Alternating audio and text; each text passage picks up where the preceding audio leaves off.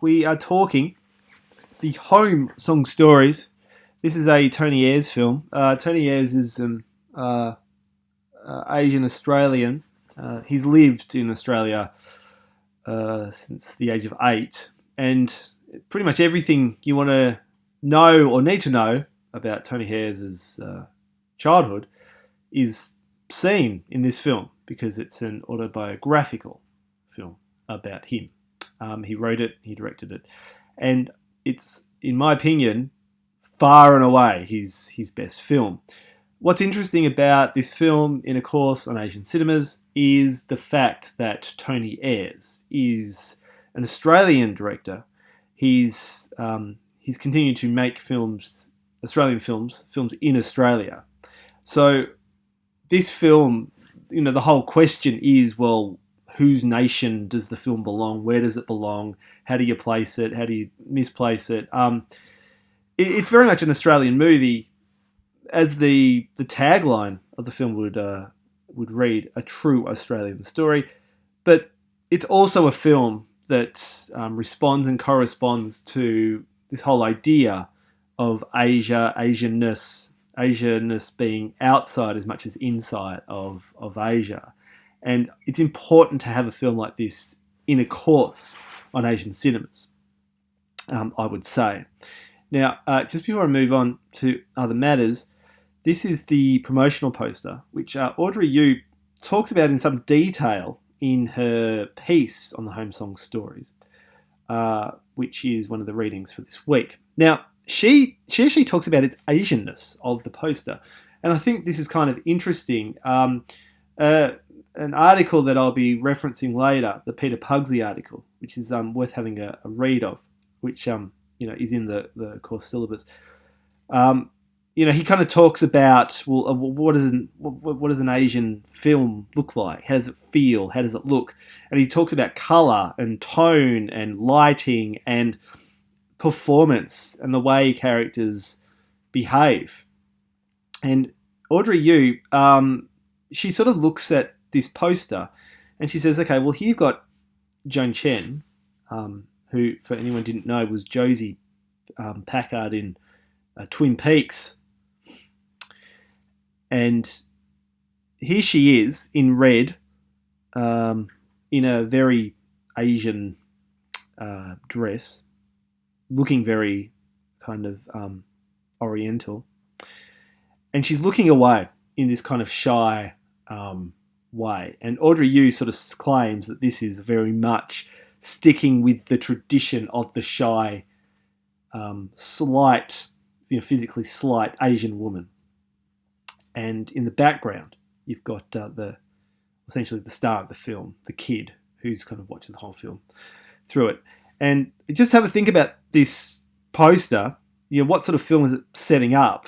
Audrey Yu sort of says that you very much got an Asian image through Joan Chen and how she looks and how she's standing and her gait and her dress and her hair and earrings and makeup and all of that. But then you've got a tagline that says a true Australian story, and everything on the poster is in English. And the other tagline, how far do you have to journey to find your home? So it's a film about home or Asianness being displaced or placed in other spaces, which I think is really interesting. And it asks a lot of questions about what exactly is an Asian movie, and is this an Asian movie? All right, so it's just sort of, whose film, like what is this film? The film was announced as the Australian entry for the foreign language film category of the Oscars. And, the film plays a lot with language and different languages. There's a lot of, Australian accents being heard here. A lot of English being spoken. And also non-English being spoken as well. And Joan Chen kind of tackles many different languages in her performance, and it's a terrific performance. I think, this film. Now, this sort of says something about the reach or the interest that this film had. Like I said, I think it's Tony Ayres' best film. It's probably his most internationally acclaimed film. His films often, do okay in Australia. Probably okay with scare quotes, because he's sort of. I actually think he's a better producer than director. There, I've said it. But I quite like this film a lot, and the film played at a number of festivals, and something that we're finding with Asian films is how do you actually get films outside of Asia and into Western markets? And a way of doing that, it seems, is actually putting the films into film festivals, trying to generate some interest and buzz through the festival circuit.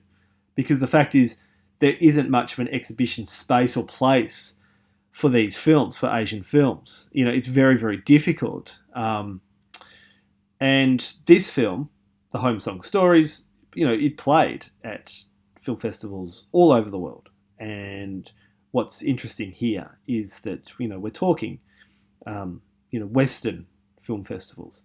Of course, you would expect the film to play in the Australian film festivals because it's Australian, but also overseas. And it did play in some Asian film festivals, the Bangkok film festival. I think it also played in the Singapore Film Festival.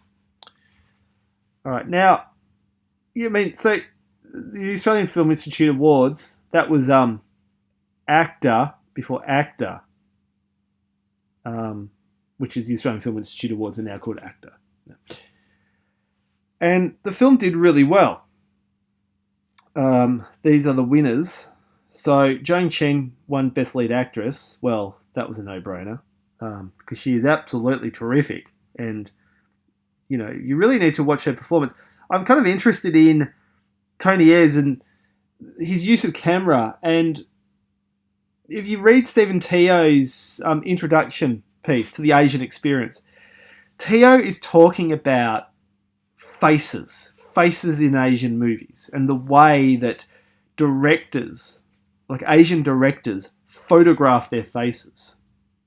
And that, there's a lot of close-ups, there's a lot of expression, there's actually a lot of time given to looking at faces. And Tony Ayres, he's kind of working within that tone and that style, which I think is very interesting for a film that some would claim isn't an Asian film. And Tony Ayres, he is Asian, but he doesn't make Asian movies. He makes Australian movies. But he's certainly tapping in to that tone and that style of Asian cinema that Stephen Teo is talking about. And that's kind of interesting to have a think about. Now, he won Best Direction. Well-deserved, Tony Ayres. Congratulations. He also won Best Screenplay. So Tony was loving life in 2007, and it won Best Cinematography. It looks fantastic. I really like the use of the camera, how the camera moves and things like that, and the costumes are just terrific as well. Think about the kind of the mise en scène. The mise en scène being everything within the shot that characters can touch and feel, and that's part of their world, and the way that Joan Chen's character is always trying to create Asia within Asia. And, the question I ask is, how do the changes in time and place give alternating Asian experiences? And you see the film set in different times and different places, and it's moving around a lot, and the characters are moving around a lot. And think about the way that Asia continues to be given different perspectives through this. Now, the real question is, how and why is this an Asian film? And also, what happens to accent and language across the movie? Is it disconcerting to hear different languages and hear different accents? Or do you actually like that sort of the multicultural aspect of it, of actually what's going on? and that's certainly worth thinking about. It's a good film to have in a course on Asian cinemas, but it's also a frustrating film to have in a course on Asian cinemas because it seems to kind of work against all of the more Asian films. The films that actually set inside of Asia. It's an outside of Asia film, which is exactly why I've put it here. Now, Peter Pugley, who we like a lot, in these quotes, what then are the requirements for the construction of an aesthetic of Asianness? How do we get an Asian aesthetic? That's an Asian look. And like I said, the Joan Chen character, she's always creating these sort of Asianness. Like there's scenes where she's just putting all of this decor that she's collecting, and she's putting up Asian curtains, and she's trying to create these mini Asian spaces within Australia, which is in itself very interesting. And what cinematic experience are we given from this film? What is the Asian cinematic experience in this film? When speaking of the mechanical reproduction of an image, whether in a photographic or cinematic context, the extent to which the reproduction corresponds with an individual's interpretation of reality. Right? So what is our own cultural context? If we've lived in Australia our whole life, we're probably going to watch this film differently than had we not lived in Australia our whole life. If there are people who had actually travelled, Asians who actually travelled to Australia, in the way that this film narrates that story, this could be a very interesting and personal film for you to watch, and fascinated to hear, the different cultural context that people bring to this film and how you actually respond to the film. The film also, in a very interesting way, deals with racism. And the Australian cinema has always had this very interesting relationship with racism. Interesting in that, racism has been prevalent in a number of films, even films that at the time didn't realise they were being racist. And, like a film like, say, Romper Stomper, this is a film that's trying to address racism. And I'd actually say that this film does it far more successfully than Romper Stomper. Just another quote, one of the key elements in creating an Asian aesthetic is the use of traditional colours itself, a contentious choice, because the traditions of numerous cultures in Asia vary so widely. For the West, though, a predominance of red and gold signifies Asia, and perhaps Chinese decadence in particular. Now think about that, right? For the West, though, a predominance of red and gold. So it's almost like the film is playing Asia for a Western audience, for an Australian audience. And the film's biggest market ended up being Australia. So think about why and how the film is actually presenting itself in a particular way. All right, now, Tom O'Regan, he's an Australian writer, scholar, and a friendly guy. He's a good guy to have lunch with, I discovered. He talks a lot, and he has interesting facts about things to do with cinema. But so this is what I wrote. Based on principle, the premise of Asian cinema as a space of cultural exchange must therefore involve a theoretical concern over Asian culture, identity, and exchange, and how this impacts on the world. Right, now, some points. This signifies that Asian cinema is a site of cultural exchange. Now, I really want to concentrate on this term. What does cultural exchange actually mean? What are we discussing when we think of cultural exchange? Along the lines of Tom O'Regan's observation that cultural exchange is, now this is important, fundamental and intrinsic to cinema, which can be found in filmmaking, film criticism, film reception, and film marketing. Okay? The cultural exchange. What is the cultural exchange in a film like Home Sung Stories? Now, cultural exchange happens in any film because every film, wants to go overseas, wants to do well, blah, blah, blah. But this is a film that's actually, the narrative is about cultural exchange. O'Regan goes on to say that cultural exchange matters to processes of cultural definition, loss, reconstruction, and renewal, and that it is constitutive of the cinema and of culture and identity more generally. Right. Finally, how we describe and judge cultural exchange is tied up with our very notions of culture, identity, and exchange itself. Now, all of these O'Regan quotes are from things he was doing in 2004, but they're still very relevant for a film like this. They're also pulled from Stephen Teo's chapter, which I've given you for this week, which is on sort of Asian cinema outside of Asia. And, how do we actually define Asian cinema outside of Asia? Now, something I would disagree with Teo, well, maybe not disagree, because maybe I've just misunderstood what he's saying. And maybe I'm wrong. It could be very, that would be more probably accurate than I would be wrong. But anyway, he says this. In considering how best to approach the central problem of determining Asian cinema as a definable object and therefore ascertaining its existence, it would seem natural to acknowledge national cinema right off as an object that can situate Asian cinema into its rightful place. Now, this is my problem. I wouldn't say that Asian cinema is an object. I would actually say Asian cinema is a subject, right? Because an object is an actual thing. It's a thing we can look at. It's a thing we can literally kind of illustrate and hold. And I would actually say it's a subject. It's a subject where, a subject doesn't have one angle or one answer. It has numerous. So I'd really like to think kind of through that, cultural exchange and objects and subjects. Is Asian cinema an object or a subject? Asian cinema can be similarly inside and outside.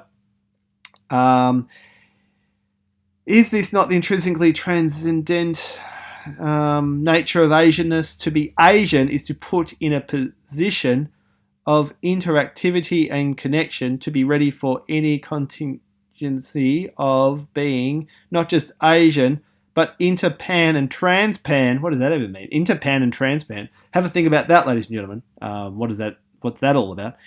And just finally, Asian cinema is a mirror space of this contingency with all its attendant, blah, blah, blah, its openness to change, the transformation, and its possibility for the union and celebration of common humanity. Wow. Now, Teo's really getting hot and heavy there. Now, I just want you to think about cultural exchange, national cinema. Can a film actually sit within many different national cinemas? Is it a film that is, Australian and can only be understood from an Australian point of view? Can it be understood as an Asian film? Is this an Asian film?